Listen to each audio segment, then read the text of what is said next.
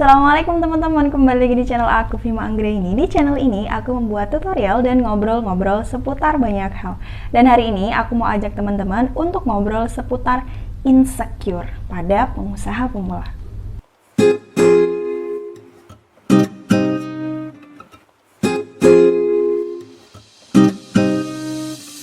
Teman-teman mungkin udah sering dengar atau sering ngomong tentang insecure. Insecure ini sebenarnya apa sih? Sebelum hits kayak sekarang, insecure di sini maksudnya adalah tidak percaya diri atau nggak pede.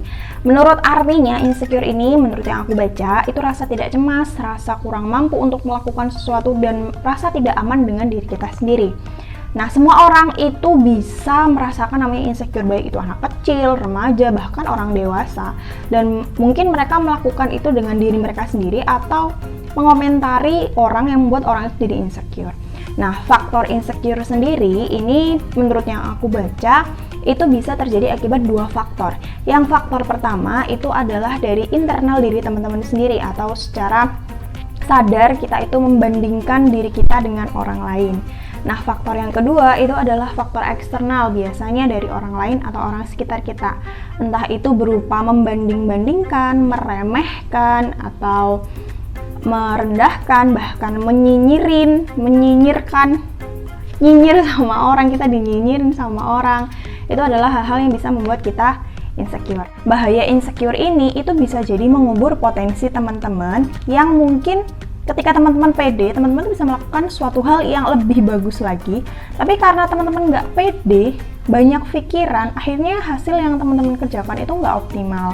Kemudian, teman-teman bisa juga jadi lebih berpikir, udahlah nggak usah dilakuin, kan nanti A, B, C, D, E, F, G. Nah, akan jadi lebih parno sendiri sama apa yang teman-teman lakukan. Kalau aku pribadi mengatasi insecure itu dengan cara cintai diri teman-teman sendiri, cintai apa yang teman-teman punya, dan syukuri apa yang teman-teman punya. Insya Allah ya, kalau dengan cara ini teman-teman itu bisa lebih terbuka pikirannya, jadi nggak gampang untuk nggak suka sama orang, gampang marah sama orang, atau dari diri sendiri teman-teman. Dan ketika teman-teman udah fokus ke diri sendiri dan orang-orang yang teman-teman sayang, orang lain mau ngomong apa juga akhirnya terserah aja. Pikiran teman-teman jadi insya Allah nggak berat. Sekarang kita akan ngobrolin masalah insecure yang dialami oleh para penjual pemula ya, penjual atau pengusaha pemula. Yang pertama kita bahas dulu faktornya. Di awal tadi aku udah ngomong faktor dari insecure ini menurut yang aku baca itu ada dua, ada internal dan eksternal. Kita bahas dulu yang faktor internalnya. Untuk faktor internal ini sebenarnya itu dari diri teman-teman sendiri, namanya juga internal ya. Biasanya yang pertama, para pengusaha awal atau pertama kali jualan itu dia nggak pede sama barang yang dia jual. Nah, ini yang bisa membuat teman-teman itu mandek di tengah jalan. Nah, sebagai brand owner ya, ketika teman-teman itu mempunyai merek tertentu, kalau kalian ingin buat usaha sendiri ya, teman-teman kan sudah melakukan riset, sudah melakukan uji coba, teman-teman tanya sama orang-orang sekitar tentang produk teman-teman. Tapi ketika teman-teman ini nggak percaya sama produk teman-teman, kalau brand ownernya aja nggak percaya sama produknya sendiri, gimana customer dia itu mau percaya? Cara menjawabnya pun ketika ada pertanyaan dari customer itu akan berbeda dengan orang yang benar-benar sudah yakin sama produknya sendiri. Yang kedua, dia mungkin insecure atau nggak pede dengan cara marketingnya. Kak, aku nggak paham IG Ads, aku nggak paham FB Ads, itu apa, CEO itu apa sebenarnya, dan lain-lain sebagainya. Teman-teman di sini untuk para penjual pemula, silakan teman-teman lakukan apa yang teman-teman bisa. Ya, kalau kalian cuma bisa share di WhatsApp, nggak masalah, share dulu di WhatsApp, di Facebook, di Instagram, dan di sosial media teman-teman. Sekarang ada marketplace kayak Shopee, Tokopedia, dan lain-lain. Itu jangan bisa teman-teman manfaatkan untuk nge-share dagangan teman-teman. Nah, ketika nanti teman-teman itu udah mulai berkembang dan lebih bagus lagi, teman-teman akan belajar, sedikit-sedikit akan belajar tentang namanya iklan dan marketing yang membuat brand teman-teman atau jualan teman-teman itu jadi lebih terlihat profesional lagi. Yang ketiga itu adalah tentang foto produk. Ini yang paling sering ya. Ketika teman-teman merasa belum ada budget untuk foto produk ya, teman-teman akan melakukan foto produk itu dengan handphone teman-teman sendiri. Kemudian teman-teman melihat toko orang lain kok gambarnya bagus-bagus ya, kok gambarnya kayak gini ya. Nah, itu akan membuat teman-teman itu lama-lama males sendiri. Saranku adalah di sini kalau teman-teman itu punya foto yang menurut kalian udah optimal, ya udah share aja. Orang itu akan penasaran sendiri kok. Nanti pelan-pelan teman-teman akan belajar sedikit demi sedikit memperbaiki foto apa yang perlu dan bagian mana yang lebih baik untuk angle fotonya, sehingga foto teman-teman akan jadi lebih menarik. Tadi itu adalah faktor internal yang bisa membuat para penjual pemula biasanya insecure. Sekarang adalah faktor eksternal yang bisa membuat para penjual pemula itu insecure juga atau nggak pede ya. Jadi eksternal ini berasal dari orang luar, orang di sekitar kita atau bahkan keluarga kita sendiri. Beberapa hal yang bisa membuat para penjual pemula itu insecure, salah satunya adalah yang pertama, dibanding-bandingkan. Entah itu yang membandingkan keluarga kita sendiri atau entah itu yang membandingkan tetangga kita atau orang-orang yang dekat dengan kita. Si A itu umurnya segini udah kerja di kantor yang begini. Kamu kok jualan cuman segini, kan sama-sama S1. Nah, biasanya yang paling sering didengar itu yang seperti itu. Menurutku, teman-teman, ketika teman-teman udah punya visi tertentu, teman-teman memang serius di bidang yang teman-teman guliti saat ini, teman-teman nggak usah berpikir macam-macam, teman-teman nggak usah tambah marah sama orang, itu akan buat teman-teman capek sendiri. Jadi langkah yang paling tepat menurutku untuk ketika teman-teman dibandingkan adalah senyum aja ya. Untuk yang ini please, menurutku versi terbaik adalah senyum dan iyain aja kata-kata mereka. Dan yang kedua, faktor eksternal yang menurutku membuat para penjual pemula itu insecure adalah dinyinyirin padahal nggak tahu fakta aslinya.